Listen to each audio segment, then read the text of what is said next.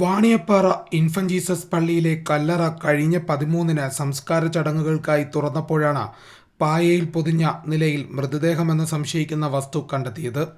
തുടർന്ന് പള്ളി വികാരി ഫാദർ ജിൽബർട്ട് കൊന്നയിൽ പോലീസിനെ വിവരമറിയിച്ചു.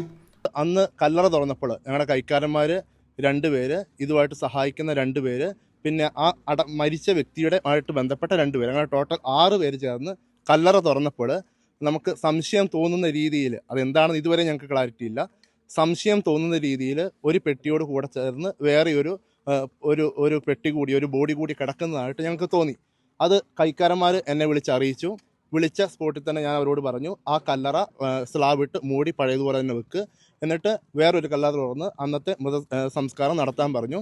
അന്ന് ഈ സംസ്കാര ശുശ്രൂഷകൾ മുഴുവൻ നടന്നതിന് ശേഷം എല്ലാവരും, അതുമായിട്ട് ബന്ധപ്പെട്ട എല്ലാവരും പോയതിന് ശേഷം അന്ന് തന്നെ നമ്മുടെ സിമിത്തേരി ഗ്രില്ല് ചുറ്റും അടവുള്ള സിമിത്തേരിയാണ്, ഗ്രില്ലിട്ട് സിമിത്തേരി പൂട്ടിയതിന് ശേഷം കൈക്കാരന്മാർ 4 പേര് ചേർന്നിട്ട് അന്ന് പോലീസ് സ്റ്റേഷനിൽ പോയിട്ട് കൃത്യമായിട്ട് ഇതുമായിട്ട് ബന്ധപ്പെട്ട പരാതി കൊടുക്കുകയും പിറ്റത്തെ ദിവസം ഞങ്ങൾ ആ പരാതി കൊടുത്തതിൻ്റെ ഒരു റെസിപ്റ്റ് തിരിച്ചു വാങ്ങുകയും ചെയ്തു. നമ്മുടെ കത്തോലിക്ക രീതി അനുസരിച്ച് നമ്മൾ സംസ്കരിക്കുമ്പോൾ ഒരു പെട്ടിയുടെ മുകളിൽ വേറൊരു പെട്ടി അടക്കാറില്ല. ആ പെട്ടി ക്രഷ് ചെയ്ത് അതിന് മുകളിൽ അറക്കപ്പൊടി ഇട്ട് വെള്ളത്തുണി വിരിച്ച് ഭംഗിയാക്കിയതിന് ശേഷം മാത്രമേ അടക്കാറുള്ളൂ. അങ്ങനെ ഒരു സാഹചര്യം കാണാത്തതുകൊണ്ടാണ് ഞങ്ങൾക്ക് സംശയം തോന്നിയത്.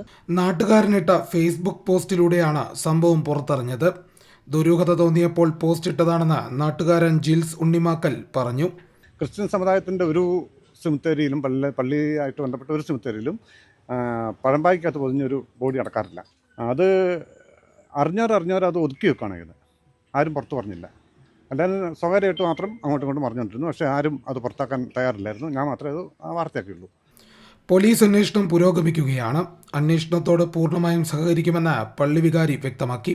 See Malayalam news, Kannur. ഏറ്റവും പുതിയ വാർത്തകളും വിശേഷങ്ങളും വിരൽത്തുമ്പിലറിയാൻ സീ മലയാളം ന്യൂസ് എല്ലാ ഡിജിറ്റൽ പ്ലാറ്റ്ഫോമുകളിലും ലഭ്യം.